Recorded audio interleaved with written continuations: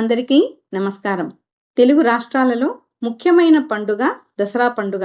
మరికొన్ని రోజుల్లో దసరా ఉత్సవాలు ప్రారంభం కాబోతున్నాయి. దసరా సందర్భంగా నిర్వహించే దేవీ నవరాత్రులు విజయవాడ ఇంద్రకీలాద్రిపై అంగరంగ వైభవంగా జరుగుతాయి.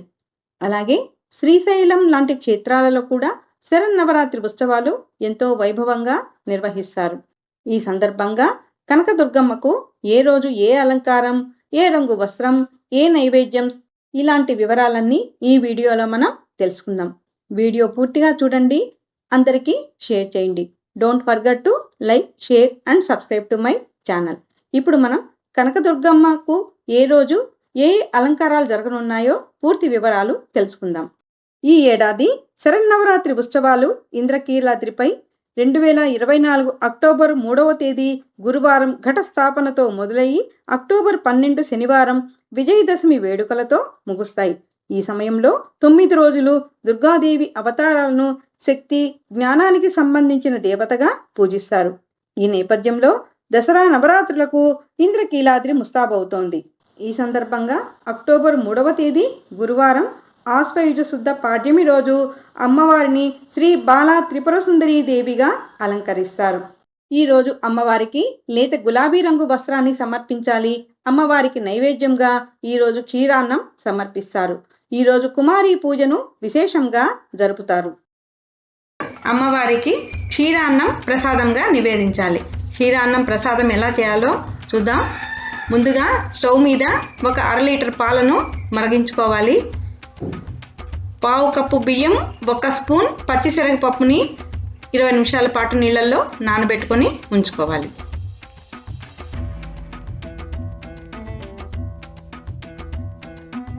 పాలు పొంగొస్తున్నాయి కదా, పాలు పొంగొచ్చే టైంలో మనము నానబెట్టుకున్న బియ్యాన్ని, పచ్చిశనగపప్పుని పొంగే పాలల్లో వేసి ఉడికించుకోవాలి. ఈరోజు అమ్మవారు బాలా స్వరూపిణి కదా, అమ్మవారికి తీయగా క్షీరాన్నం అంటే ఎంతో ఇష్టము. అందుకని ఈ ప్రసాదాన్ని మనం అమ్మవారికి నివేదిస్తామన్నమాట. ఇప్పుడు 1 స్పూను నెయ్యి కూడా ఇందులో యాడ్ చేస్తున్నాను. నెయ్యి వేయడం వల్ల మనకి పైకి పొంగు వచ్చి కింద పడడం అన్నది ఉండదు. క్షీరాన్నం తయారయ్యే లోపల మనము అవసరమైన డ్రై ఫ్రూట్స్ని కూడా సిద్ధం చేసుకోవచ్చు.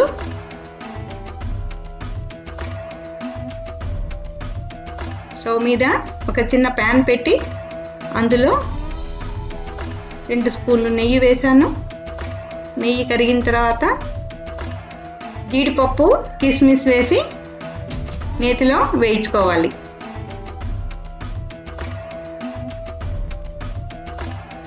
డ్రై ఫ్రూట్స్ వేయించేసాను. వీటిని అలా కొంచెం సేపు పక్కన పెట్టేసుకుందాం.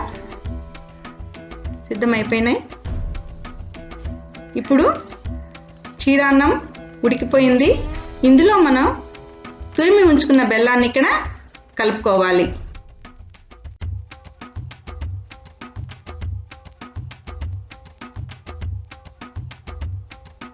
బెల్లం కరిగేంత వరకు చక్కగా కలుపుకోవాలి.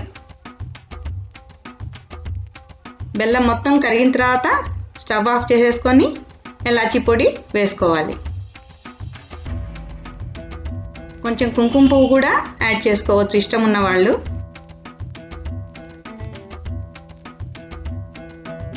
వేయించి ఉంచుకున్న డ్రై ఫ్రూట్స్ను కూడా చివర్లో యాడ్ చేశాను. అంతే, అమ్మవారికి ఎంతో ఇష్టమైనటువంటి క్షీరాన్నం సిద్ధమైపోయింది. ఈ ప్రసాదాన్ని అమ్మవారికి మనం నివేదించుకుందాం.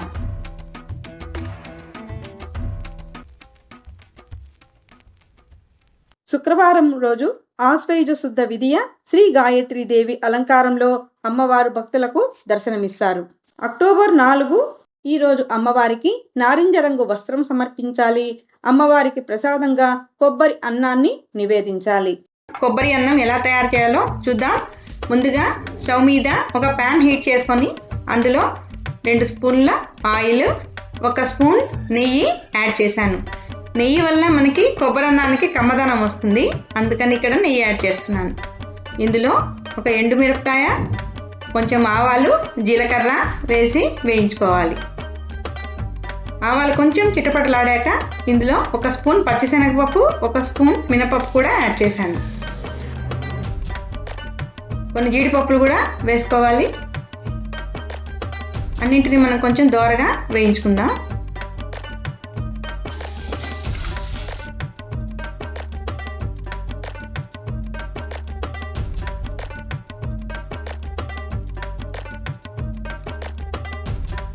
ఇప్పుడు 4 పచ్చిమిరపకాయలను కూడా ఇక్కడ యాడ్ చేస్తున్నాను. పచ్చిమిరపకాయలు ఇలా నిలువుగా తరుక్కుంటే బాగుంటుంది.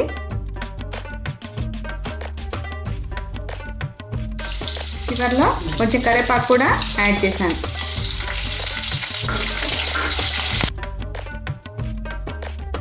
ఇందులో మనం ఇప్పుడు 1 కప్పు పచ్చి కొబ్బరి తురుము యాడ్ చేసుకోవాలి. ఫ్రెష్గా ఉన్నటువంటి కొబ్బరి అయితే కొబ్బరి అన్నం చాలా రుచిగా ఉంటుంది. కొబ్బరి కొంచెం వేయించుకోవాలి. ఇప్పుడు ఇందులో రుచికి సరిపడా ఉప్పును కూడా వేసుకోవాలి.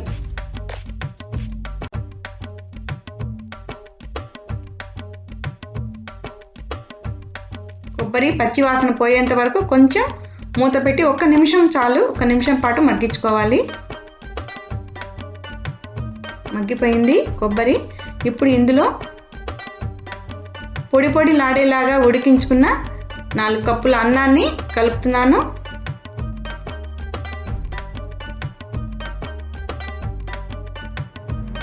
ఇప్పుడు ఇదంతా మనం బాగా చక్కగా కలుపుకోవాలి.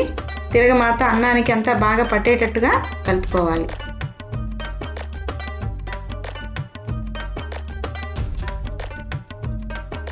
అంతే, అమ్మవారికి ఎంతో ఇష్టమైన కొబ్బరి అన్నం ప్రసాదం నివేదనకు సిద్ధంగా తయారైపోయింది. దీనిని మనం అమ్మవారికి నివేదించుకుందాం. అక్టోబర్ 5 శనివారం, ఆశ్వయుజ శుద్ధ తదియ. ఈరోజు అమ్మవారు అన్నపూర్ణాదేవి అలంకారంలో భక్తులను అలరిస్తారు. ఈరోజు అమ్మవారికి లేత పసుపు రంగు వస్త్రాన్ని సమర్పించాలి.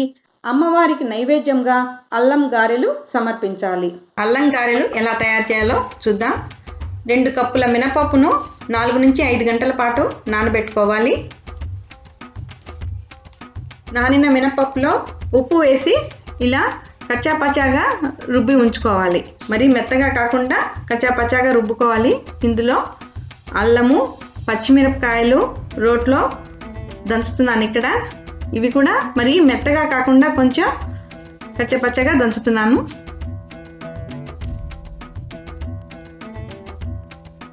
ఇలా దంచుకున్న తర్వాత రుబ్బి ఉంచుకున్న పిండిలో ఈ అల్లం పచ్చిమిర్చి ముద్దని వేసి బాగా కలుపుకోవాలి. కరివేపాకు కూడా ఇక్కడ వేసుకొని కలుపుకుంటే గారెల పిండిలో కరివేపాకు, అల్లము, పచ్చిమిర్చి బాగా కలిసేలాగా బాగా కలుపుకోవాలి.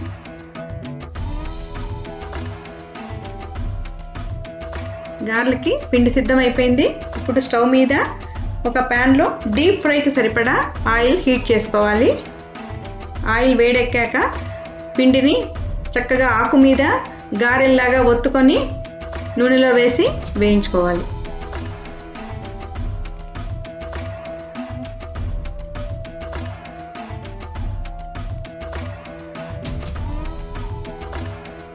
గారెలు నూనెలో వేసేటప్పుడు నూనె చేతుల మీద చిందకుండా జాగ్రత్తగా వేసుకోవాలి. ఒకవైపు కాలిన గారెల్ని నెమ్మదిగా రెండో వైపు కూడా తిప్పుకుంటూ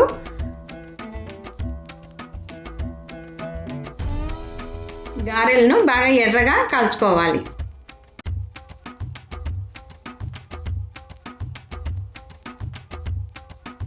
అంతే, అమ్మవారి ప్రసాదానికి అల్లం గారెలు సిద్ధంగా ఉన్నాయి.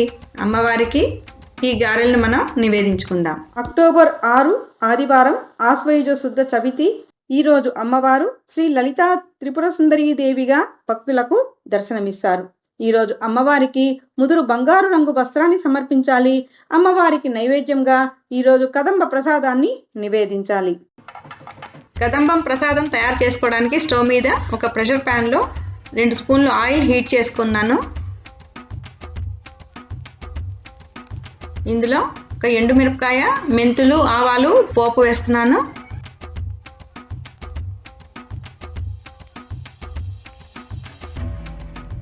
పోపు కొంచెం వేగుతున్నది. పోపు వేగే సమయంలోనే ఇందులో కొంచెం ఇంగువ యాడ్ చేస్తున్నాను. ఇంగువ ఎప్పుడైనా పోపులో వేస్తేనే ఆ ఫ్లేవర్ బాగా ఉంటుంది.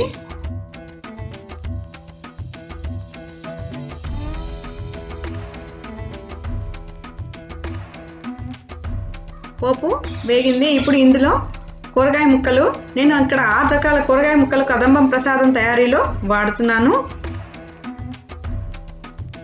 ముందుగా టమాటా ముక్కలు,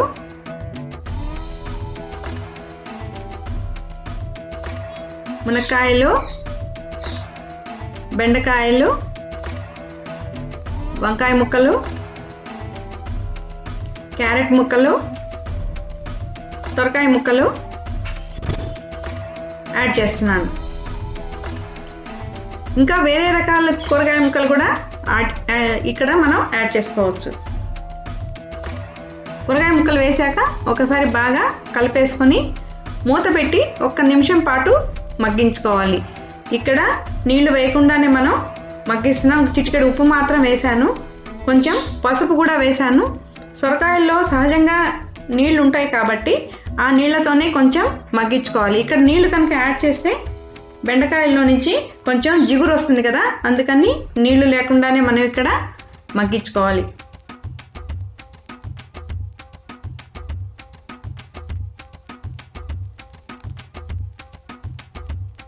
మూత పెట్టి 1 నిమిషం పాటు ఉడికించుకోవాలి.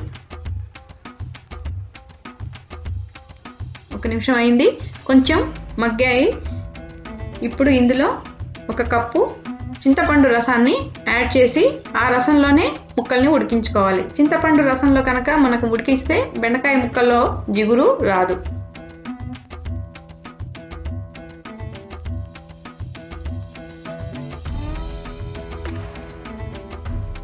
ఒక 1/2 కప్పు నీళ్లు కూడా పోసి ఉడికించుకుంటున్నాను. మూత పెట్టి ముక్కల్ని ఒక 10 నిమిషాల పాటు ఇక్కడ ఉడికించుకోవాలి. చూసారుగా, ఇలాగా చింతపండు రసంలో ముక్కలు ఉడుకుతున్నాయి. కొంచెం ఉడికాయి, ఇంకా కొంచెం ఉడకాలి. ఇప్పుడు ఇక్కడ రుచికి సరిపడా ఉప్పు వేసాను.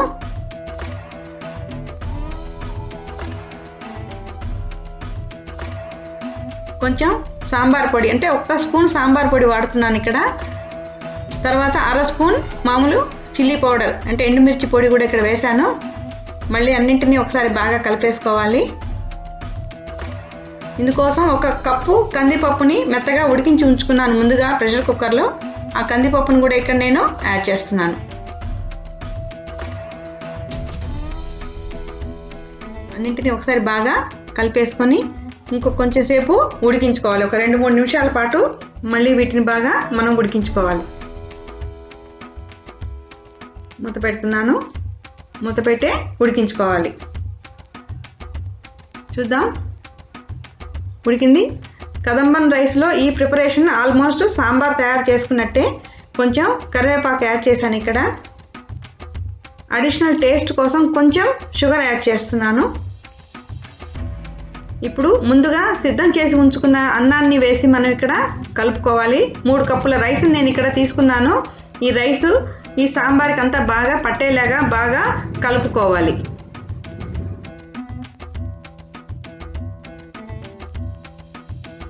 కొత్తిమీర పైనుంచి వేస్తున్నాను. ఇవన్నీ వేశాక చివర్లో 1 స్పూన్ నెయ్యి వేస్తే కదంబం కమ్మగా ఉంటుంది. చివరిగా 1 నిమిషం పాటు మూత పెట్టి మనం ఇక్కడ ఉడికించుకోవాలి. చూద్దాము కదంబం తయారైపోయిందా లేదా అని. సిద్ధమైపోయింది కదంబం ప్రసాదం. అమ్మవారి నివేదనకి కదంబం సిద్ధంగా ఉంది. అమ్మవారికి కదంబాన్ని నివేదించుకుందాం. అక్టోబర్ 7 సోమవారం, ఆశ్వయుజ శుద్ధ పంచమి. ఈరోజు శ్రీ మహాచండీదేవిగా అమ్మవారు భక్తులకు దర్శనమిస్తారు. లోక కంటకులైన రాక్షసులను సంహరించడానికి అమ్మవారు ధరించిన అవతారమే శ్రీ చండీదేవి అవతారం.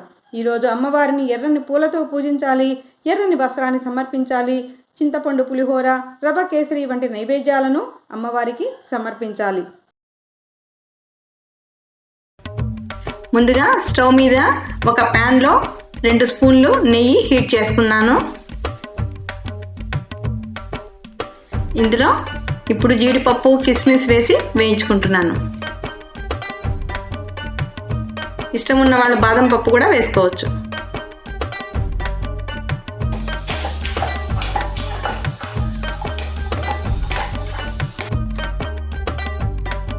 డ్రై ఫ్రూట్స్ వేగిపోయినాయి. ఇప్పుడు వీటిని ఒక కప్లోకి తీసుకుంటున్నాను. ఇప్పుడు ఆల్రెడీ వేడిగా ఉన్న నెయ్యిలోనే ఇక్కడ రవ్వ వేసి వేయించుకుంటున్నాను. 1 కప్పు ఇక్కడ నేను బొంబాయి రవ్వ తీసుకున్నాను. రవ్వ మనం పచ్చి వాసన పోయేంత వరకు దోరగా వేయించుకోవాలి.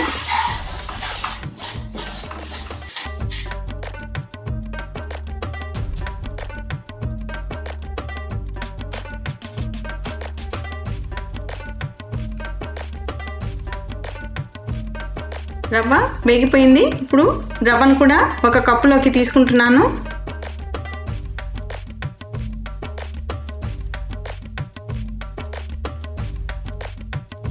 ఇప్పుడు అదే ప్యాన్లో 3 కప్పుల నీళ్లను పోస్తున్నాను. 1 కప్పు రవ్వకి 3 కప్పుల నీళ్లు వేసుకుంటే రవ్వ కేసరి బాగా మెత్తగా వస్తుంది. ఇందులో కొంచెం ఫుడ్ కలర్ నీళ్ళలో కలిపి యాడ్ చేస్తున్నాను. ఇది ఆప్షనల్ మాత్రమే, ఇష్టం లేకపోతే వేసుకోనక్కర్లేదు. నీళ్లు తెరులుతూ ఉన్నాయి. ఇప్పుడు ఇందులో మనం వేయించి ఉంచుకున్న రవ్వని నెమ్మదిగా ఇలా చల్లుతున్నట్టుగా వేసి కలుపుకోవాలి. అప్పుడైతేనే మనకి ఉండలు కట్టకుండా బాగా వస్తుంది.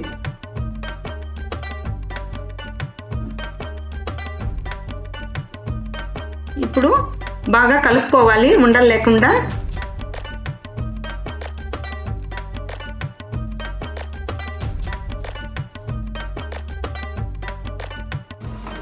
ఇలా కొంచెం దగ్గరగా వచ్చినప్పుడు పంచదార వేసుకోవాలి.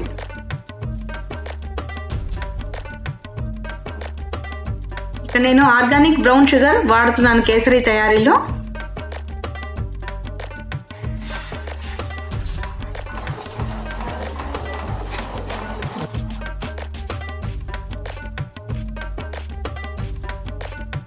సిద్ధమైపోయింది కేసరి. ఇప్పుడు ఇందులో 1/2 స్పూన్ ఎలాచీ పొడి వేశాను.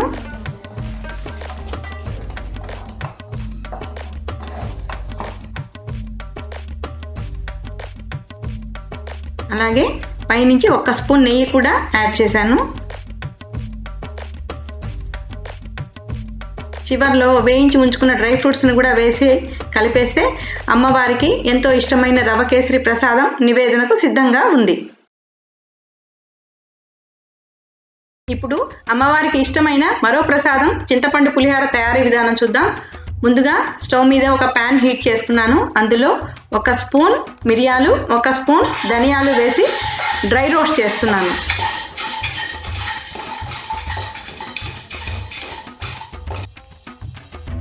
ఇవి వేగిపోయినాయి. ఇప్పుడు వీటిని 1 కప్లో తీసుకొని తర్వాత 1 స్పూన్ నువ్వులు కూడా మనం ఇలాగే డ్రై రోస్ట్ చేసుకోవాలి.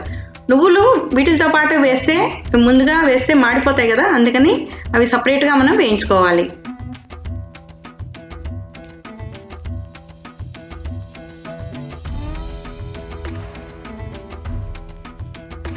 నువ్వులు కూడా వేగిపోయినాయి. ఇప్పుడు వీటిని కూడా మనం అదే కప్లో తీసి పక్కన పెట్టేసుకుందాం. ఇప్పుడు ఒక రోట్లో మనము ఈ వేయించుకున్న వాటిని మనం దంచుకోవాలి. మరీ మెత్తగా కాకుండా కొంచెం బరకగా దంచుకోవాలి.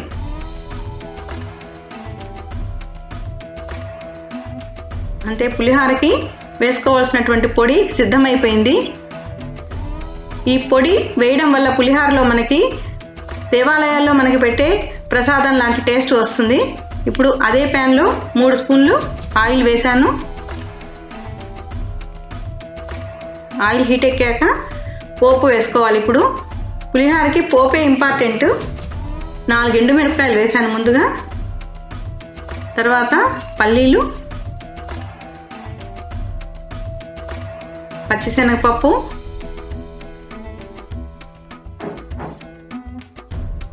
తర్వాత మినపప్పు, ఆవాలు కూడా వేశాను. ఈ పోపు సామాన్లు క్వాంటిటీ మనకు ఇష్టం ఉన్నంత వరకు వేసుకోవచ్చు. కొంతమంది ఎక్కువ వేసుకుంటారు, కొంతమంది తక్కువ వేసుకుంటారు.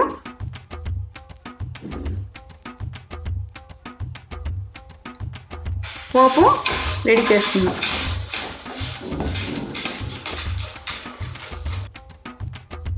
ఇప్పుడు ఒక 25 గ్రామ్స్ చింతపండుని నానబెట్టుకొని ఉంచుకున్నాను. 20 నిమిషాల పాటు ఇలా చింతపండు నానబెట్టుకొని ఉంచుకోవాలి.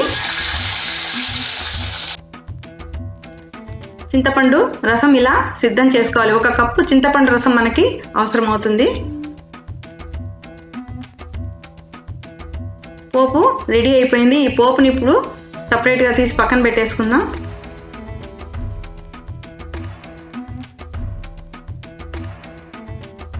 ఇప్పుడు పచ్చిమిరపకాయలు 3 పచ్చిమిరపకాయలు వేసాను.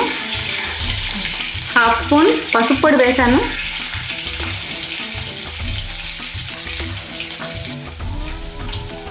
ఇంగువ, పులిహోరలో ఇంగువ మంచి ఫ్లేవర్ వస్తుంది కదా. కరివేపాకు వేసాను. ఇప్పుడు మనం సిద్ధం చేసుకుంటున్న చింతపండు పులుసుని ఇక్కడ యాడ్ చేస్తున్నాను. రుచికి సరిపడా ఉప్పు కూడా ఇక్కడ కలుపుకోవాలి.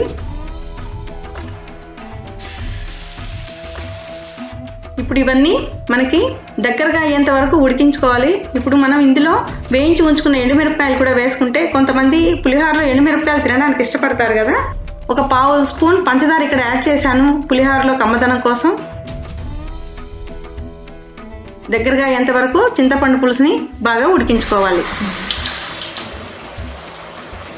ఇప్పుడు మనం సిద్ధం చేసుకున్న పొడి ఉంది కదా, అది 1 స్పూన్ ఇక్కడ యాడ్ చేస్తున్నాను.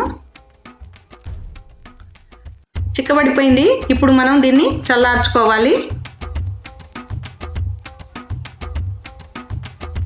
పులిహోరకి అన్నం మనం బాగా పొడి పొడిలాగా ఉండేలాగా ఉడికించి ఉంచుకోవాలి. 4 కప్పుల రైస్ ఇక్కడ నేను సిద్ధం చేసుకున్నాను. చల్లారిపోయినటువంటి చింతపండు పులుసునంతటిని అన్నంలో వేసి బాగా కలుపుకోవాలి. పులుసు అంతా అన్నానికి పట్టేలాగా బాగా కలుపుకోవాలి.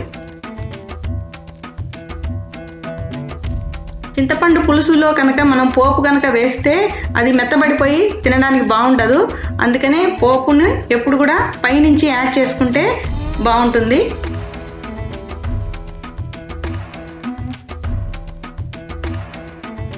పైనుంచి మరికొన్ని కరివేపాకు రెమ్మలు వేసి పులిహోరని మూత పెట్టేసి అలా ఉంచేసుకుంటాం. అంతే, అమ్మవారి నైవేద్యానికి చింతపండు పులిహోర సిద్ధమైపోయింది. ఈ ప్రసాదాన్ని అమ్మవారికి మనం నివేదించుకుందాం. అక్టోబర్ 8 మంగళవారం, ఆశ్వయుజ శుద్ధ పంచమి, షష్ఠి. ఈరోజు 2 తిథులు ఉన్నాయి, పంచమి మరియు షష్ఠి. ఈరోజు అమ్మవారు శ్రీ మహాలక్ష్మీదేవిగా దర్శనమిస్తారు. అమ్మవారికి ఈరోజు ముదురు గులాబీ రంగు వస్త్రాన్ని సమర్పించాలి. నైవేద్యంగా పూర్ణం బూరెలను సమర్పించాలి. నవరాత్రులలో 6వ రోజు ప్రసాదం పూర్ణం బూరెలు ఎలా తయారు చేయాలో చూద్దాం. పూర్ణం బూరెలు తయారు చేసుకోవడానికి 1 కప్ పచ్చిశనగ పప్పుని 4-5 గంటల పాటు నానబెట్టుకోవాలి. అలా నానబెట్టుకున్న శనగపప్పుని కుక్కర్లో మెత్తగా ఇలా ఉడికించుకొని ఉంచుకున్నాను. ఇప్పుడు స్టవ్ మీద ఒక ప్యాన్ పెట్టుకొని అందులో 1 కప్పు బెల్లం తురుము వేసుకున్నాను. కొంచెం అంటే 1 స్పూన్ నీళ్లు మాత్రమే పోసుకొని బెల్లాన్ని కరిగించుకోవాలి. ఇక్కడ స్టవ్ ఎప్పుడు కూడా సన్నసెగలోనే ఉండాలి, ఎక్కువ హీటు ఉండకూడదు. ఉడికించి ఉంచుకున్న శనగపప్పు మిశ్రమాన్ని కూడా ఇందులో వేసి ఉడికించుకోవాలి. ఇలా బెల్లము కొంచెం పాకం వచ్చేదాకా మనం శనగపప్పు 2 కలిపి ఉడికించుకోవడం వల్ల ఏమవుతుందంటే పూర్ణం తయారు చేసుకునేటప్పుడు మనకు అవి విరిగిపోకుండా చక్కగా వస్తాయి. కొంచెం ఎలాచీ పొడి యాడ్ చేశాను ఇక్కడ. ఇప్పుడు మనకు కొంచెం ఇలా లిక్విడ్ లాగా అనిపిస్తుంది కదా, దగ్గరగా వచ్చే వరకు బాగా ఉడికించుకోవాలి. 5 నుంచి 10 నిమిషాల పాటు ఉడికించుకుంటే సరిపోతుంది. చూశారు కదా, ఇలా దగ్గరగా వచ్చేసింది. ఇప్పుడు దీన్ని బాగా మనం చల్లార్చుకోవాలి. వేడి మీద ఎప్పుడు కూడా మనం బూరెలు తయారు చేసుకోకూడదు, చల్లారిన తర్వాత మాత్రమే చేసుకోవాలి. చల్లారాక బాగా మనకి ఇప్పుడు గట్టిగా అయిపోయాయి కదా, ఇప్పుడు వీటిని మనము బూరెల్లాగా తయారు చేసుకుందాం.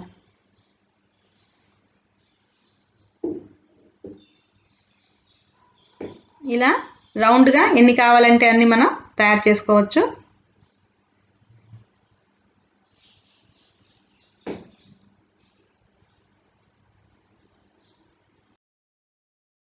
బూరెలు తయారు చేసుకోవడానికి ఇక్కడ నేను దోసపిండి వాడుతున్నాను. స్టవ్ మీద ఒక ప్యాన్లో డీప్ ఫ్రైకి సరిపడా ఆయిల్ హీట్ చేస్తున్నాను. ఆయిల్ హీట్ అయింది. ఇక్కడ ఆయిల్ ఎక్కువగా హీట్ అవ్వకూడదు, సన్నసెగలో మాత్రమే మనము వీటిని కాల్చుకోవాలి. తయారు చేసుకున్న బూరెల్ని పిండిలో ముంచుకొని బూరెల్లాగా నూనెలో మెల్లగా వేసుకుంటూ వేయించుకోవాలి. బూరెలు వేసుకునేటప్పుడు జాగ్రత్తగా ఉండాలి. నూనె ఒక్కొక్కసారి పైకి చిందుతుంది కదా, అందుకని జాగ్రత్తగా వేసుకోవాలి. బూరెలు అమ్మవారికి ఎంతో ఇష్టమైనటువంటి ప్రసాదం. ఒకవైపు కాలిన బూరెల్ని మెల్లగా రెండో వైపు కూడా తిప్పుకొని బూరెల్ని ఎర్రగా కాల్చుకోవాలి. తయారైన బూరెల్ని చక్కగా అరిటాకులో తీసుకొని అమ్మవారి నివేదనకు సిద్ధం చేసుకుందాం.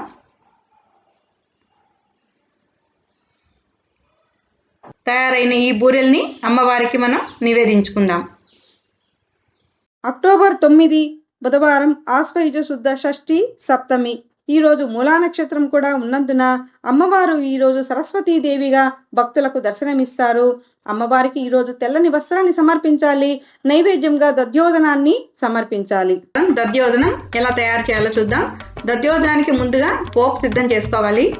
స్టవ్ మీద ఒక ప్యాన్లో 2 స్పూన్ల ఘీ హీట్ చేసుకున్నాను. ఇందులో మనం పచ్చిశనగపప్పు, మినపప్పు, ఎండుమిరపకాయ, ఆవాలు, జీలకర్ర అన్నీ వేసి పోపు వేసుకుంటున్నాను. పెరుగన్నంలో నెయ్యితో పోపు వేస్తేనే కమ్మగా ఉంటుంది. సన్నగా తరిగి ఉంచుకున్న పచ్చిమిరపకాయలు, కరివేపాకు కూడా యాడ్ చేశాను.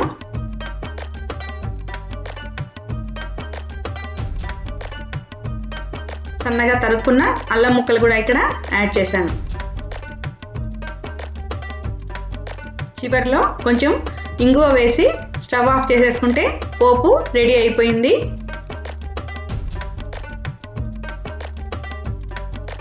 పెరుగన్నం తయారీకి అన్నం కొంచెం మెత్తగా ఉడికించి చల్లార్చి ఉంచుకోవాలి. ఇలా చల్లారిన అన్నంలో ఇప్పుడు 2 కప్పుల పెరుగుని కలుపుతున్నాను. రుచికి సరిపడా ఉప్పు కూడా వేసి పెరుగు, ఉప్పు బాగా అన్నానికి పట్టేలాగా కలుపుకోవాలి. కొంచెం పాలు కూడా ఇక్కడ కలుపుతున్నాను. ఇందువల్ల మనకి పెరుగన్నానికి అడిషనల్గా కమ్మదనం వస్తుంది. సిద్ధమైన పోపును కూడా ఇక్కడ పెరుగన్నంలో వేసి కలిపేస్తున్నాను. అంతే, పెరుగన్నం సిద్ధమైపోయింది. పోపు మిశ్రమం అంతా అన్నానికి పట్టేలాగా బాగా కలుపుకోవాలి. అమ్మవారి ప్రసాదం దధ్యోదనం రెడీ అయిపోయింది. దానిమ్మ గింజలతో అలంకరించిన పెరుగన్నం అమ్మవారికి నివేదించుకుందాం. అక్టోబర్ 10 గురువారం ఆశ్వయుజ శుద్ధ సప్తమి, అష్టమి 2 తిథులు ఉన్నాయి. ఈరోజు దుర్గాష్టమి పర్వదినము. ఈరోజు అమ్మవారు దుర్గతులను రూపుమాపే దుర్గావతారంలో భక్తులకు దర్శనమిస్తారు. ఈరోజు అమ్మవారికి ఎర్రని వస్త్రం సమర్పించాలి. అమ్మవారికి నిమ్మకాయ పులిహోర నైవేద్యంగా సమర్పించాలి. దుర్గాష్టమి. ఈరోజు అమ్మవారికి ఇష్టమైన నిమ్మకాయ పులిహోర ప్రసాదం ఎలా తయారు చేయాలో చూద్దాం. నిమ్మకాయ పులిహోర తయారు చేసుకోవడానికి ముందుగా 3 నిమ్మకాయల్ని రసం తీసి సిద్ధంగా ఉంచుకున్నాను. ఇప్పుడు నిమ్మరసంలో మనం కొంచెం ఉప్పు, పులిహోరకి సరిపడా ఉప్పు మాత్రం ఇక్కడ యాడ్ చేసేసుకోవాలి. అలా చేయడం వల్ల నిమ్మరసం చేదెక్కకుండా ఉంటుంది. ఇప్పుడు స్టవ్ మీద ఒక ప్యాన్ హీట్ చేశాను. ఇందులో 2 స్పూన్లు ఆయిల్ వేశాను.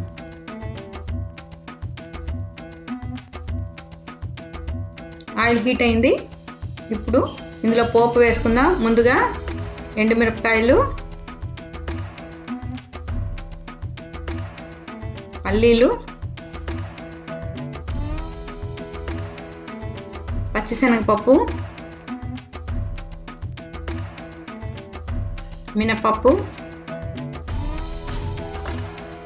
ఆవాలు ఇవన్నీ వేసి బాగా వేయించుకోవాలి.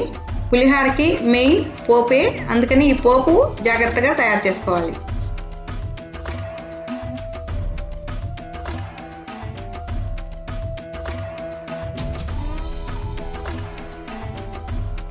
ఇప్పుడు పచ్చిమిరపకాయలు వేసుకుందాం. పచ్చిమిరపకాయలు, కరివేపాకు లాంటివి వేసుకునేప్పుడు కొంచెం అలా మూత పెట్టుకుంటే పైకి చిందకుండా ఉంటుంది. కరివేపాకు కూడా యాడ్ చేశాను.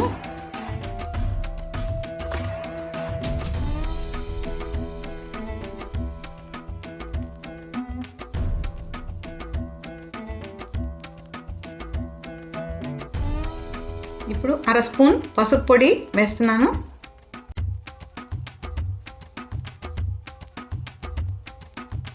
చివర్లో ఇంగువ యాడ్ చేశాను. అన్నింటినీ ఒకసారి కలిపేసుకొని స్టవ్ ఆఫ్ చేసేసుకోవాలి. పోపు రెడీ అయిపోయింది. ఇప్పుడు ఈ తయారైన పోపులోనే మనం ముందుగా తీసి ఉంచుకున్న నిమ్మరసం, ఉప్పు మిశ్రమాన్ని వేసి కలిపేసుకోవాలి. కొంచెం అలా హీట్గా ఉన్న టైంలోనే మనం వేసుకుంటే నిమ్మరసం వల్ల వచ్చే జలుబు లాంటివి కూడా రాకుండా ఉంటాయి. పోపు చల్లారాక ముందుగా సిద్ధం చేసి ఉంచుకున్న అన్నంలో ఈ పోపు వేసి కలుపుకోవాలి. 1 గ్లాసు బియ్యాన్ని పొడి పొడిలాగా ఉండేలాగా అన్నం తయారు చేసుకొని రెడీగా ఉంచుకున్నాను. ఇప్పుడు ఇందులో మనం పోపు తయారు చేసుకున్నాం కదా, అది కూడా వేసి బాగా కలిపేసుకుందాం. నిమ్మకాయ పులిహోర తయారు చేసుకోవడం చాలా ఈజీ. తయారైపోయింది పులిహోర. అమ్మవారి నివేదనకి ప్రసాదం సిద్ధంగా ఉంది. నిమ్మకాయ పులిహోర ప్రసాదాన్ని అమ్మవారికి నివేదించుకుందాం. అక్టోబర్ 11 శుక్రవారం, ఆశ్వయుజ శుద్ధ అష్టమి, నవమి. ఈరోజు కూడా 2 తిథులు ఉన్నాయి. ఈరోజు మహర్నవమి పర్వదినము. అమ్మవారు శ్రీ మహిషాసురమర్దిని అలంకారంలో భక్తులకు దర్శనమిస్తారు. అమ్మవారికి ఈరోజు ఆకుపచ్చని వస్త్రాన్ని సమర్పించాలి. నైవేద్యంగా చక్కెర పొంగల్ని సమర్పించాలి. 9వ రోజు ప్రసాదం చక్కెర పొంగలి ఎలా తయారు చేయాలో చూద్దాం. చక్కెర పొంగలి తయారీకి 1 కప్పు బియ్యం, 1/2 కప్పు పెసరపప్పు, 1/4 కప్పు పచ్చిశనగపప్పు తీసుకున్నాను ఇక్కడ. వీటన్నింటినీ ఒక 20 నిమిషాల పాటు మనం నానబెట్టుకొని ఉంచుకోవాలి.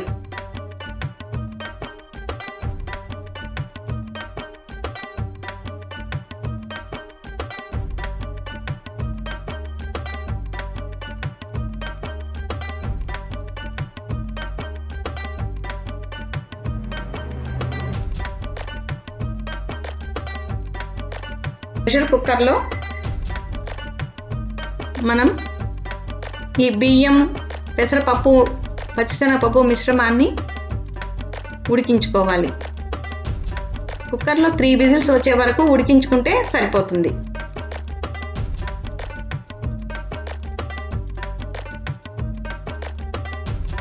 ఉడికిపోయింది. ఇప్పుడు పొంగలి మనకి సిద్ధంగా ఉంది. ఇప్పుడు చక్కెర పొంగలి తయారీలో మిగతా ప్రాసెస్ చూద్దాం. 1 కప్పు తురిమి ఉంచుకున్న బెల్లాన్ని ఇక్కడ యాడ్ చేస్తున్నాను. అలాగే 1 కప్పు పాలు కూడా పోస్తున్నాను.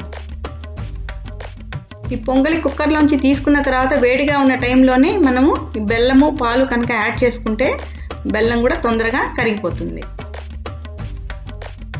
బెల్లం అంతా కరిగేలాగా బాగా కలుపుకోవాలి.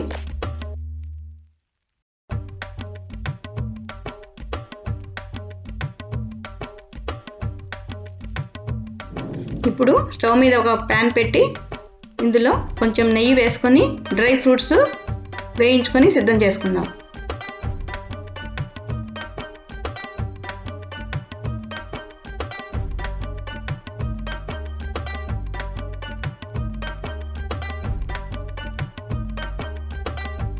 జీడిపప్పు, కిస్మిస్ యూజ్ చేస్తున్నాను.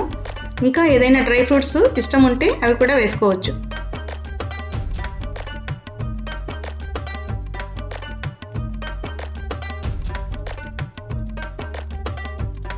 డ్రై ఫ్రూట్స్ వేగిపోయాయి. ఇప్పుడు సిద్ధమైన చక్కెర పొంగల్లో 1/2 స్పూన్ ఇలాచీ పొడి వేశాను.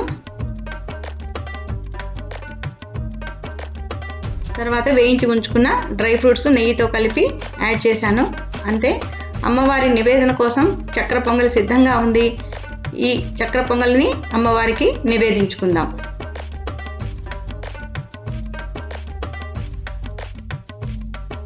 ఈ దసరా పండుగ రోజులలో అమ్మవారిని శక్తి మేరకు పూజించి అమ్మవారి అనుగ్రహానికి అందరము పాత్రులవుదాం.